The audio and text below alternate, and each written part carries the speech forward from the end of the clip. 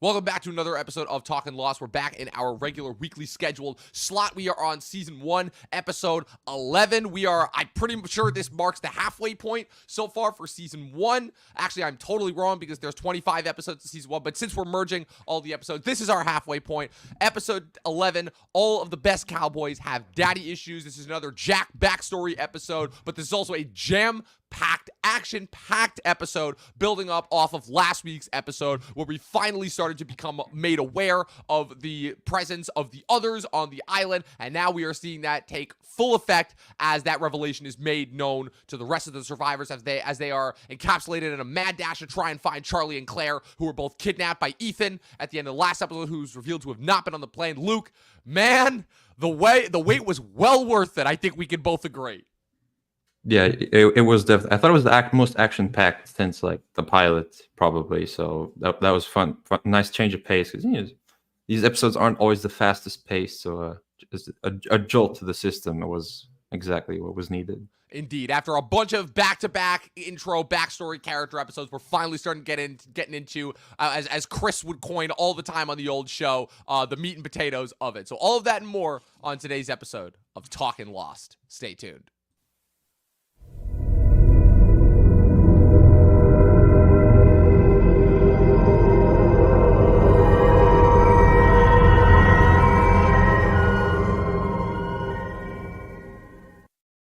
All right, Luke, this episode is called All the Best Cowboys Have Daddy Issues. This is the first additional backstory episode that we've gotten so far on a character, in the sense that this is a repeat or a continuation, rather, of a backstory that we already had on a character, that, of course, being Jack. Jack is not the only one. We get some more additional backstories on Kate, Sawyer, Saeed, Charlie, and Locke, I believe, for the rest of this season, in addition to some of the other rest of the backstories. Like I said, we still have to get backstories on Hurley, on Michael, and such, and we do get some interesting side moments in this episode as well. But like I said, this is a very, very jam-packed, action-packed episode.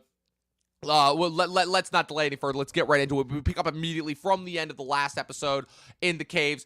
Hurley's going on an epic rant, just being like, yeah, Ethan wasn't on the plane. Something's not right here. And they're like, where is Ethan? And they're like, yeah, where's Charlie and Claire? And they go searching. They find the spot where they were. Nobody's there. All they find is a set of footprints, and Jack and Locke both kind of go into immediate leadership mode, as far as Jack is just immediately panicking. He's like, I screwed up. I was trying to dismiss the idea of Claire being attacked when it turns out this is actually happening. And Locke is kind of the more cool, rational-headed one. He's like, we need to keep stake of it. We need to follow these tracks. They follow the tracks, and they're like, okay, these are leading nowhere. And that's when kind of the conflict starts to erupt. So immediately off the bat, we're in for a more action-packed episode, and kind of building off the last two episodes where we're finally starting to get into some of the greater settings, some of the more mysterious things that are happening on the island. We're kind of past the point of just trying to survive. We've adapted. We're in these caves. Oh no. Now, it turns out we found, Saeed finds the French woman. She confirms that they're not alone on the island. And now, obviously, with the revelation of Ethan in the last episode, now they officially have confirmation that they are. This show is kind of really, really evolved into the next stage. It is no longer just a fight for survival in the strict sense of fighting against nature. Now it is a fight for survival against, what else is on the island. So immediately, Luke, I mean, as the resident action fan here, this episode pretty much has got to stand above, head and shoulders above the rest that we've watched so far. I would say it's head and shoulders above, because we had some pretty good ones. It's certainly continuing into that next phase of the show. Like, okay, they survived, they established themselves. Now, what is on the island? Who is on the island, more importantly, in this case? And yeah, I've just the characters spring into action is always great to see. Jack, like you mentioned, he's just like, oh, what have I done? I screwed up. And Locke, the cool-headed. I'll say my first definitive favorite character statement, Locke, is firmly at the top spot. He just everything that he says, he just makes it so much cooler, and the delivery of every line is just, and he makes others around him better. Like Boone, I like Boone more when he's with Locke. Yes. He's just making Star Trek references. Locke's like, sounds like a bad captain. Like, only Locke could say such a wondrous phrase. Yeah, Locke's the best for a lot of different reasons, but be very careful of what you say there about Boone's relationship with Locke, because that's, again, these writers know what they're doing. That's all I'm going to say. But yeah, like I said, the biggest, probably my biggest takeaway from rewatching this episode is, for me, really solidifying the beginning of not the divide, but like, kind of the back and forth between Jack and Locke. We'd had hints of it in the past, obviously, in Jack's last solo episode, and now in this next one, like I said, obviously a big kind of driving force going forward across the course of the show is the differences between Jack and Locke. Jack is the man of science, Locke is the man of faith, right? As Chris talked about all the way back on Walkabout. And I think that I like here to establish just how, despite even when they want to work together on the same thing, there are different approaches based on whatever may be going on both on the island and their individual lives, always seem to kind of drive a wedge between them, if you will, And again, Jack, like I said, as we also see in his backstory in this episode as well, is which adds context more to the backstory that we got in the last episode, where we had one from him, is shown that Jack's a little bit of an overcompensator. He's feels like he's constantly trying to make up for and overcompensating for the slights in his past, and the reason why I went so in depth on the role of his father, Christian, who reappears in this episode, is because everything obviously derives from him ultimately, and that's ultimately a thing that we're going to get into once we get into more of Locke's backstory. Is Jack and Locke are ultimately the unfortunate byproducts of fathers who fail with their sons ultimately, just on vast different sides of the coin. Like I said, Jack's father, Christian Shepherd, was this master surgeon who obviously at a crucial point, unfortunately, committed a grievous sin, which is where he was drunk on the job, and as a result, a woman died on the operating table, as is revealed in the flashbacks here. And Jack obviously has the choice to either protect his father or do the right thing. And he's about to continue going on with his father's bullshit, after an entire origin story episode where his father was telling him that he didn't have what it takes. And finally, Jack says, no more. I'm not going to let him get away with this, especially when after he discovers that the woman who died on his father's operating table was pregnant. And he's like, I can't do this. I can't go along with this. So he ends up, unfortunately, revising his statement and revealing that his father was drunk. And as a result, his father lost his license, which is kind of, the next stage, if you will, on the events that led to Jack winding up on the island. Like I said, it's very, very much like The Wire, like Lester Freeman said in The Wire in Lost. All of the pieces matter here. Every microcosm and every backstory that we've learned so far, it will matter as far as once we get closer and once we get further in. We're only halfway through season 1 right now, but all of this stuff is crucially important. Luke, what did you think of learning more about Jack's backstory in this episode, and as far as how it contributed to his mindset on the island? Yeah, you know me, I love the backstory. Like, typically with shows that have flashbacks, the hundreds, your arrows, like the flashbacks are probably the least interesting part, but here it's like it's as interesting as the island stuff mostly, and it benefits the island stuff even more so the more we find out about it. So yeah, it's another Jack episode. Not gonna say no to another Jack episode. How could you?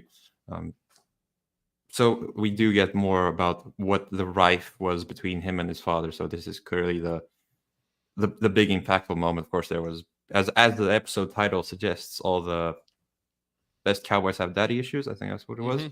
Yep. So there's been stuff in the past, and this is just a culmination of that.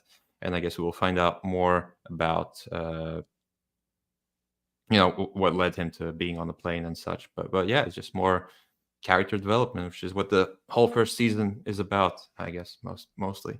Yes, indeed. Yeah. It's interesting because obviously, Locke is not that much older than Jack, but he's like a little bit older. And so kind of what's interesting about seeing the backstory here, and kind of how that influences the relationship is obviously the fact that, we discussed that, as we discussed in the past, while coming to the island was one of the worst events for everybody else on the plane, it was one of the best for Locke, who obviously, again, the island restored his ability to walk. So as a result, he kind of has this this debt that he feels that he owes the island, and so kind of it just feels like his approach to everything is so different, and even though this isn't a Locke focused episode, we still spend a decent amount of time with him as far as him kind of taking a step back and being like, okay, like, you telling Jack, like, you're not asking the right questions. You're so focused on Charlie and Claire and trying to bring them back that you're not looking at the bigger picture here. Like, if Ethan wasn't on the plane, who is this guy? How was he able to infiltrate us so easily? Are there more of them? And if there are, they clearly know this island better than we do. So we need to take all of that into account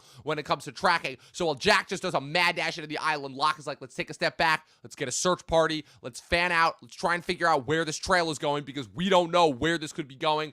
Kate and Boone volunteer to go with him. Michael's kind of left behind. How are we feeling about Michael right now? Because Michael is kind of in that position where Michael is constantly feels like he's trying to contribute, but constantly feels left out. And, well, I'm not going to say that Michael's importance in the show is that great. It definitely feels like kind of a missed opportunity, especially once we learn more about him, as far as kind of maybe the insecurity that goes into some of the decisions that he makes ultimately. And once we see, where that takes Michael over the course of season 2, I'll give you a little bit of foreshadowing right now. So Michael is in season 2, then he leaves the island at the end of season 2, is gone for all of season 3, and then returns in season 4. Very Bran Stark of him. Yes, very, very, very, very Bran overarching, but just so you have an idea, and then the show is going to fill in all the little gaps as far as why and how that happened. So how are we feeling about Michael right now? I'll say this. At least he's in the episodes. I don't think we've seen Jin and Sun in like 5 weeks. Yeah, Jin and Sun, it's been a minute. It's been a minute. They're just sitting somewhere. They helped save. They helped save Shannon in the Sawyer episode after they couldn't find the inhaler. So there was that. But yeah, Jin and Sun have kind of been on the back burner for a little bit now. I guess that's the drawback of having such a big cast. As some people just get left to the wayside, and you have to develop your main 5 or 6 characters that we have. So some have to take a step back. And now we're gonna have even more characters. I'm assuming with the others, whether it's this season or next season, I don't know. They're gonna have to take some out. That's just the nature of a show of this magnitude. But Michael, I don't know what much to make of him because we haven't really touched on him that much. Again, there was that scene between what's the kid's name? Walt and Hurley playing backgammon. I think that was just like a nice insert. It's like, hey, here's what these people are doing this episode. It's funny that you bring that scene up because even though Walt is a character that really, so he's credited for the first 2 seasons, but unfortunately, Malcolm David Kelly is really only around for the first season because naturally, they originally wanted him to remain a little kid, but obviously, it's the classic case of what happens when you have kids of that age bracket. Just look at the Stranger Things kids. Kids grow, and they grow really fast. And sometimes within the course of a year, a kid can go from looking and sounding like a kid to not looking and sounding like a kid. And so that's kind of the unfortunate problem that they ran into there, especially given that it's funny because even though that backgammon scene with Hurley feels so insignificant, that originally the plan was to have Walt be this very crucially important figure in the island's mythology going forward. And then naturally, just because of the nature of the beast behind the scenes, that unfortunately had to change. And so Walt does not, despite kind of being set up as this important character, kind of he's this heir apparent. He's kind of this child prodigy that the island kind of looks on for good luck. He looks up to Locke, even though Michael is constantly trying to have this relationship with his son. But also sometimes to the point where he gets a little bit too overprotective. And so that's kind of I guess the only unsatisfying part of this season is because even though I think the character work, the essential crucial character work is being done with Michael and Walt the same that it's being done with the majority of the other characters, just by unfortunate nature of the beast, that's one storyline that they kind of had to drop. And even though they do sort of kind of bring it back in a deleted scene that happens after the show's conclusion, that kind of is the one where it's oh man, kind of knowing where that goes kind of sours that. Because I remember at the time when I was watching season 1, I was very interested in that kid and seeing where he was going, especially since he always seems ready to defend Locke as well. Another kind of micro scene that happens is Sawyer, where Walt kind of fills Sawyer in on everything that's been happening. Sawyer doesn't believe him at first, but of course, upon hearing that Saeed's back and injured, Sawyer's like, okay, I might have a chance here, So Sawyer confronts Saeed in the cave while he's recovering. He basically yeah, so I could have a chance to get back at you for what you did to me, but I'm gonna hear you out first. And then Saeed tells him about his interaction with Danielle and also about the presence of the others. And now, this is where you might have to fill me in because something that Saeed says spooks Sawyer. I don't remember what it was immediately off the top of my head because I was so focused on the action plot, so you may need to fill me in on there. But I know that Saeed says something to Sawyer that spooks him just a little bit. I don't remember. Damn. I'll pull it up, and by the end of the episode. All right, by the end of the episode, we'll know because I know that he says something. I just need to get my external hard drive where all 6 seasons are stored. At least you have it ready. At least you have it popped up, ready to go. But Yeah. yeah, essentially, like I said, it's the dynamics of the group are shifting. Ultimately, is kind of what I'm trying to get at. Ultimately, it's a thing of where we had this kind of group set up. And now that kind of, this externalized threat that's not just trying to survive on the island is being fully realized. It's starting to, it's starting to shift the group dynamics, and everybody's kind of settled into their role ultimately, and Sawyer, I guess, is still kind of the only wild card left in the group because he's still staying on the beach, and after everything that happened with him and Saeed, he kind of just wants to stay out of it. Obviously, this is not the last we will see of him, as Sawyer does end up playing a crucial role going forward, but, ultimately, yes. It is still interesting. Damn, I really, really wish that I remember. I think they'll figure it out. They seem like the type of duo that had a rough start, but then they'll figure it out with Sawyer. Their respective skill sets complement each other, is what I will say about Sawyer and Saeed. Besides the fact that they, both their names start with S, so it's kind of a little good group dynamic right there. I would say Sawyer has great island hair. He really does. For It being works perfectly on that island with no one there. There's a reason why Josh Holloway, I think, rocked that hairstyle for a while, even after the show was done, even though it's been 14 years since the show concluded, which is absolutely insane to me. So now we're back in the jungle. They've split up into two different parties. Jack and Kate are searching one way. Locke and Boone are searching another way. Still no sign of them. Like I said, Boone's making references to the Star Trek. Ultimately, Locke is saying that, what's it called? Locke is saying how... they don't know if the others are possibly laying a trap for them because they start to find, some of Charlie's tape that he had taped to his fingers in one way, but then Locke finds tracks leading in another direction, so he doesn't know if they're being kind of led astray, if they're being led in the wrong direction. Jack and Kate end up running into Ethan. Ethan ends up, once a rainstorm happens, Ethan ends up subduing Jack and slams his head on a rock and angrily proclaims that if he continues to follow them, that he will kill them. So that happens. But meanwhile, Boone and Locke. Boone is about to start heading back because it's getting late. He's not sure if he'll be able to continue to be of good use. Locke is like, the island is going to look out for me. He tosses the flashlight to Boone. Boone tries to catch it, and the flashlight lands on something metal. What is it? One might wonder. Is that one of the bunkers that It is one of the bunkers, indeed. Yes, indeed. The mythology, the lore is continuing. We got the others last week, and now this is our first introduction to mark it here. It's still so crazy to be going back and seeing like kind of the introduction so early on of all of these things that would become staples to the show, regardless of whether they would actually have importance or not. The hatch, ultimately, which will kind of become the focus of the second half of the first season as the survivors try to explore around this hatch and figure out what is inside it and what it means to the island. Obviously, for everybody, all of my Lost heads out there, they know that this is going to be the introduction of one Desmond Henry Hume, who is a crucially important character going forward for the lore of Lost and the island. So it's absolutely insane. So 2 weeks ago in Solitary, we got our first mention of the others. Last week, we got our first confirmation of the others having infiltrated the survivors with Ethan, and now we have the hatch. And that's all I'm going to say there. Luke, what are your thoughts as far as the continued mythos? And you've heard so much about these bunkers before. Tell me what it is that you've heard. I just remember that in like I'm just gonna pull up a random reference. In the early days of Fortnite, there was a bunker in the Wailing Woods, and there was some numbers on it, and I heard that was a reference to Lost. I think that was my first introduction to Lost, and now here I am 6 years later, actually showing off your age, saying that the first time you ever heard a reference to Lost was in Fortnite. I probably knew about it, now. But like explicitly said, like, okay, that's Lost. What's Lost? Oh man, yeah. Man. Oh, I can't wait until we actually get to the numbers episode where you actually discovered the existence of the numbers. Oh, that's incredible. But no, like continuing into the mythology of it, like yeah, this is, as much as I do love the character development, I do want to get more into this is our bread and butter. This is our learning the lore, the backstory, the mythos, the Easter eggs. This Alice in Wonderland journey to the mysterious island type escapade where just you don't know what's gonna happen. And yes, like I thought Charlie was a goner for this episode. Yeah, so do we all. Because the music started playing. I'm like I've seen this like in a million movies. But then the music started playing. I'm like, oh. Well, don't jump the gun yet. Don't jump the gun yet. So obviously, again, back to Jack and Kate. They continue to follow the tracks, and they discover Charlie's body hanging. Like Ethan strapped him up to a tree and left him for dead.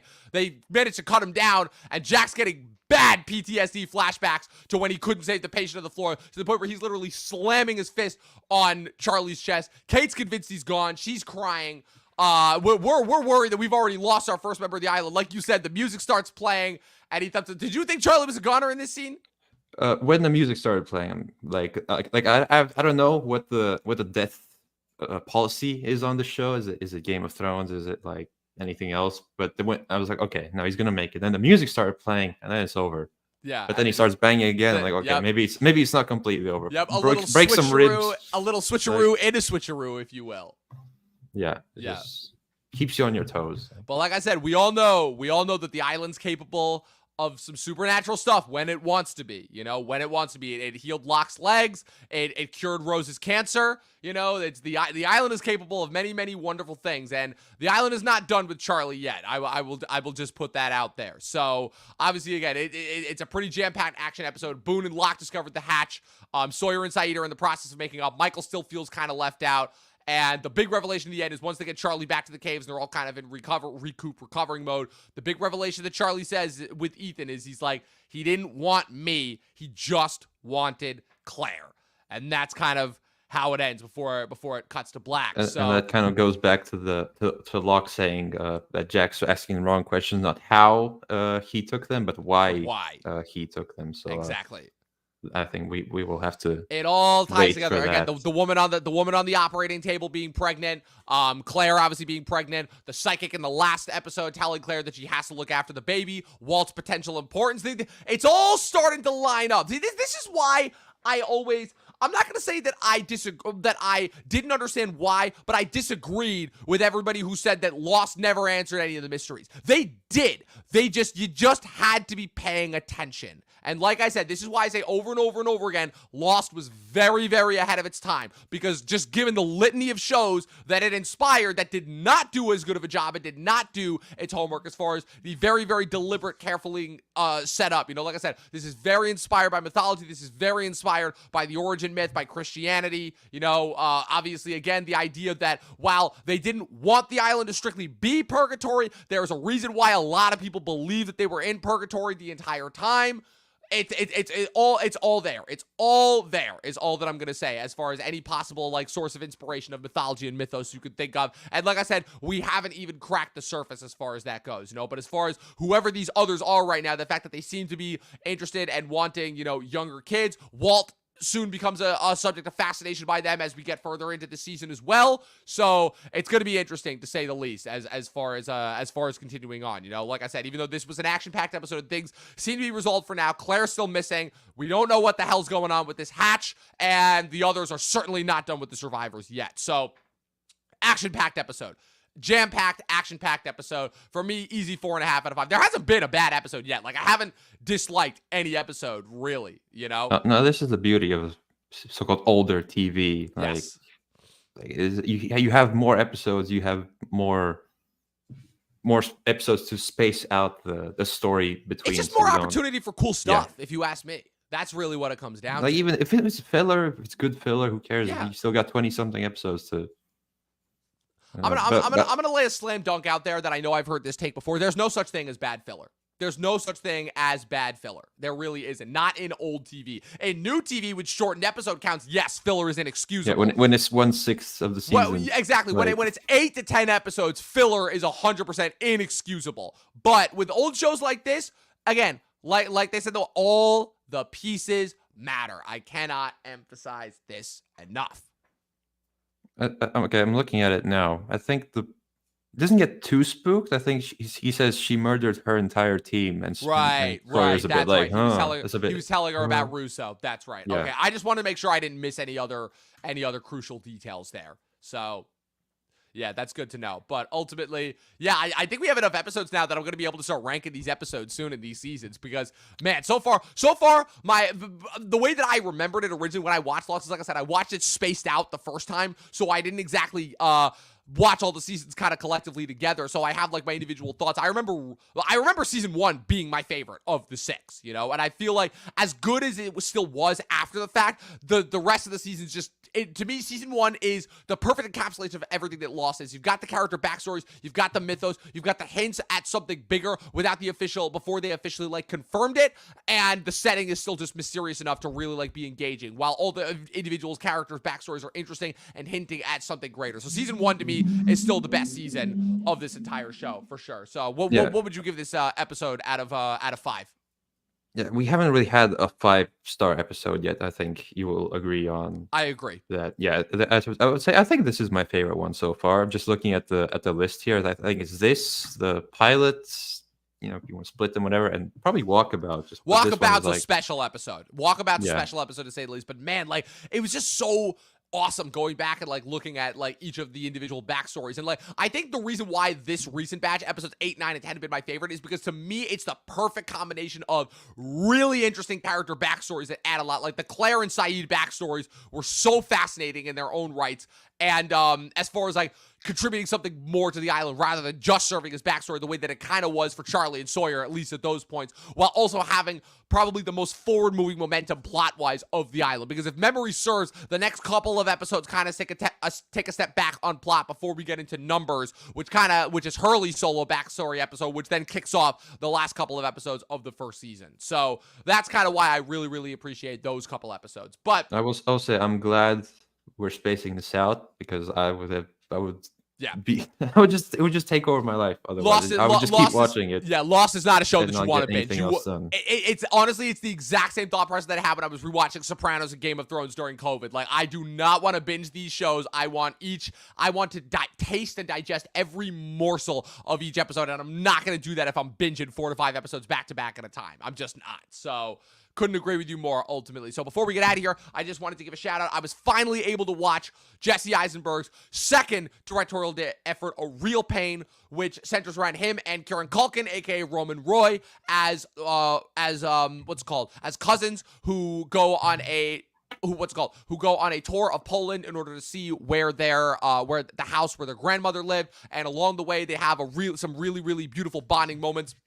Some revelations are made about their individual backstories, about the way that they grew up. And it's a beautiful tale, even though they're cousins. It's a beautiful tale of brothers that are bonding, you know, that have kind of gone through their own individual tragedies. And it's an interesting encapsulation and discussion of familial tragedy that happens to people. So that's why I definitely recommend I 100% recommend watching this movie. It's one of my absolute favorites of the year. It's just so heartwarming and refreshing, and it's so interesting seeing kind of the back and forth between Eisenberg and Culkin as far as two very different styles of acting, where Eisenberg is so meticulous and so focused, and, you know, is so like, you know, has those nervous Eisenberg jitters that we know about, all that anxiety, and meanwhile Culkin is just not loose and laid back, but Culkin kind of has his own style. As we know, Culkin's a master improviser. Eisenberg talked in the interviews about how he would bring in his scripts, which he was very much want to stay rock solid, locked into, and then Culkin would just come in and just absolutely demolish it improvising wise, but Eisenberg would be like, yeah, everything that Culkin would come up with was just absolute gold. And knowing like Culkin's improvised moments just makes it an even better performance. And I'm saying this right now, as great as Jeremy Strong was, I mean, it's going to be a battle between the Succession bros to begin with, Roman versus Kendall, with The Apprentice versus Real Pain, but I'm calling it right now. Kieran Culkin is winning the Oscar for supporting actor this year. I'm calling it right now. And I'll be very, very disappointed if that doesn't happen. But I've heard a lot of Denzel talk recently. A lot of Denzel talk, yes, but for right now, I'm going Kieran Culkin. For me, it's not really a supporting performance because he has the same amount of screen time as Eisenberg. It's more of a co-lead. But as far as what the award pundits classify at, is the best supporting performance of the year. Easily. So, yeah, I definitely wanted to give a shout out to that. 100% recommend this. This will be in my top 10 of the year. It gave me everything. It made me laugh. It made me cry. It gave me those heartfelt moments. Some absolutely beautiful, incredible monologues. There's a really, really heartfelt one that happens from Eisenberg at about the halfway point. Definitely recommend this movie. Go out and see this if you get a chance. It's that good.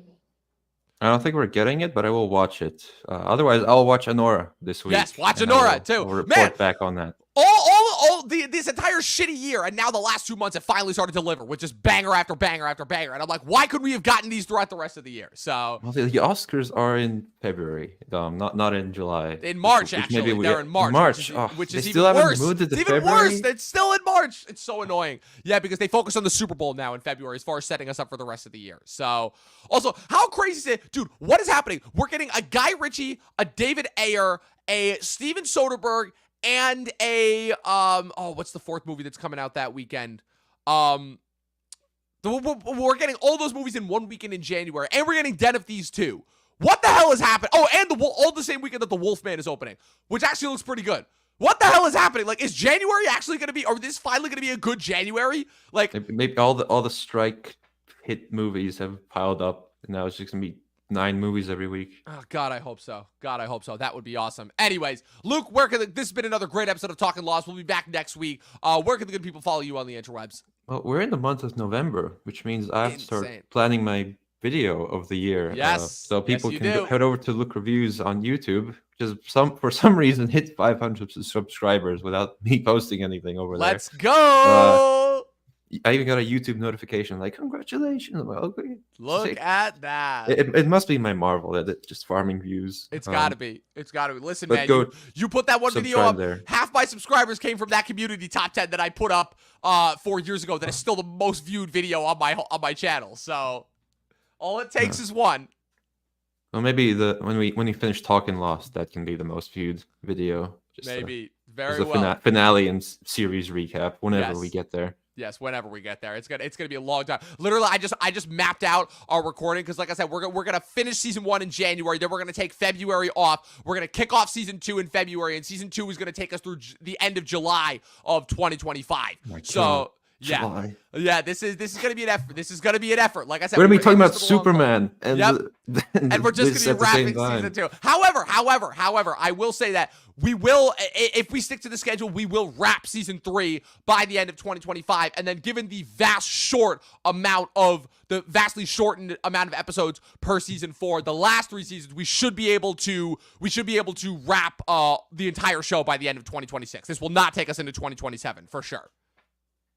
I mean, I got plans in 2027, so I can. Yeah, I know. Don't worry. I can definitively promise you we will be wrapped by 2026.